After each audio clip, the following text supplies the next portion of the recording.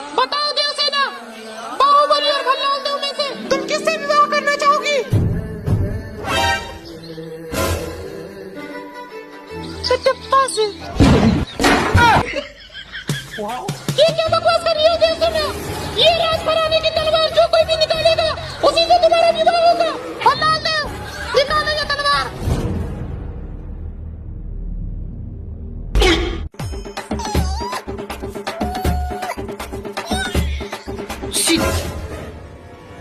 बाहुबली, अब तुम निकालो ये तलवार। बाहुबली जय हो, बाहुबली जय हो, बाहुबली जय हो।